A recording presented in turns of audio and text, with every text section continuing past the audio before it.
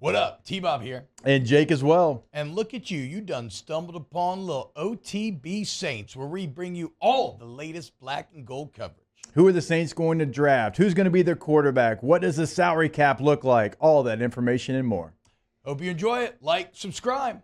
So yeah, tell me if this doesn't excite you, okay? Because you think about it all the time. So the NFL is just a massive institution, right? Probably like the second biggest sports league in the world, I would guess, to like the EPL maybe or something. I don't even know. Maybe I have no idea. Multi-billion-dollar empire. You know how they built that multi-billion-dollar empire? On marquee matchups like Sunday in New York.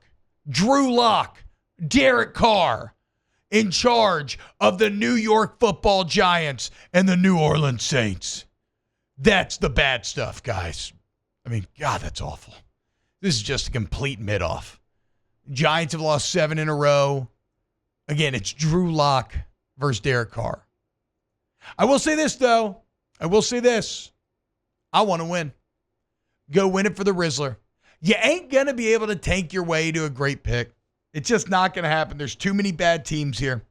Screw it. Go out on your shield. Go out with pride. Win it for the Rizzler grew up 15 minutes from MetLife Stadium. All these players purport to love him. I say this. Go prove it. Now, unfortunately, you're going to have to try to prove it without Taysom Hill.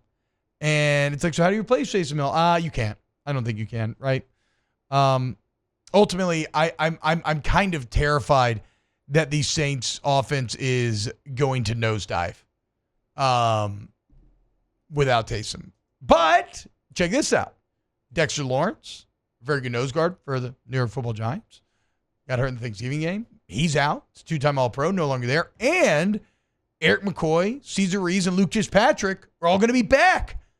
So we got that going for us, which is nice.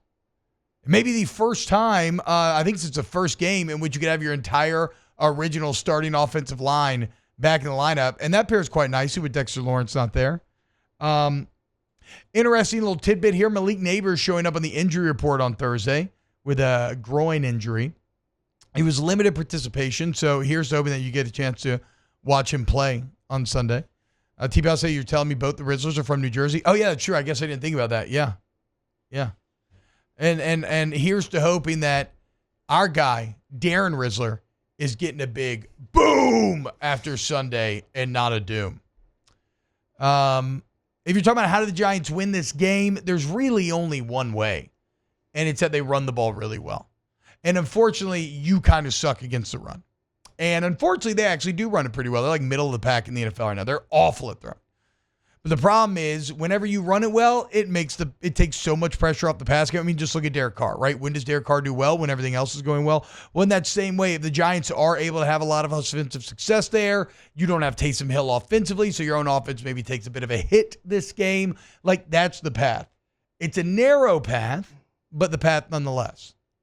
So I'm going to be the Saints defense must show some pride. You got to shut down this offense. They're garbage. It's Drew Lock. Show some pride. And at this point, you're like, okay, well, what can we look forward to going forward? What elements of this team are we interested in?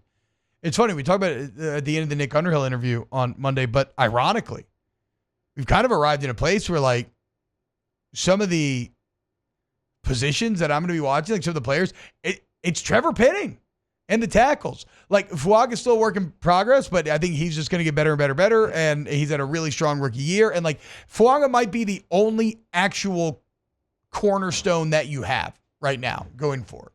Kool-Aid McKinstry could potentially be one as well. He's definitely a name to watch over these next few games. But I also want to see what Trevor Penning, how good can he continue to get?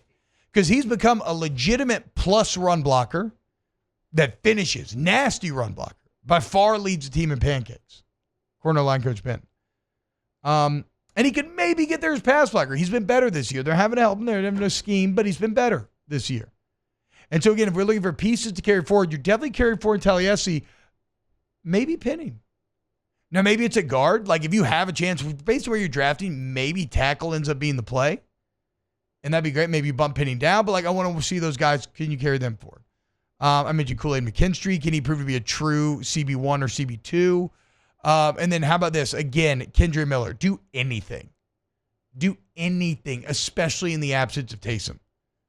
Do anything. It is the forgetting Sarah Marshall thing. You got to do something. Just do anything, please. You're trying to say it's Dennis Allen that we talked about yesterday. Prove it. Go prove that it's Dennis Allen. So those are my thoughts on the game. I do think the Saints win for what it's worth. I think the Giants are a disaster. I think the Saints defense will show some pride. And I trust in Clint Kubiak enough to where the offense will not be nearly as effective without Taysom, with that whole low line back, and maybe with Kendre Miller added to the mix. And with the year that Kamara's had, I think that they can create enough offensive success to win that game. Tay, where's your head at with St. Giants Sunday? It's gonna be close. I think it's a defensive game because look, Drew Lock, is he a step up from Tommy DeVito? Absolutely he is. You mentioned their ability to run the football. Tyron Tracy's been really good this year. I mean, he's kind of like the surprise of that team. Devin Singletary is back as well for what that's worth, and he's been pretty solid since returning from injury. However, if the Saints can sell out to stop the run, I get they're not good at it, but Malik Neighbors a limited participant. You have Drew Lock. That passing game doesn't really scare me.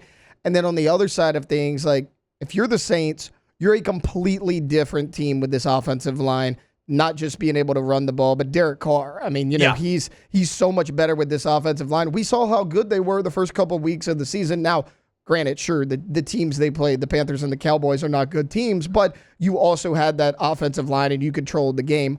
All 5 of those guys are back, and for that reason, I'm going New Orleans Saints. But in a close one, low scoring, I mean, I'm thinking something like 17-13. I mean, I think an ugly low scoring. I would agree with that. I'd be surprised. Maybe Kubiak Company proves us wrong, but that would seem to line up. So again, though, I want to win. I think losing would just feel bad and lame and suck. And again, you look at somebody like this, like there really is something to winning. Wow, just amazing black and gold takes right there, Jake. I don't think I've ever heard any takes that are better than the 2 guys that just gave you that take. And you can keep getting them by going ahead and liking, subscribing, ringing the bell to get notifications when we post. Have a great day. We'll see you on the next OTB Saints.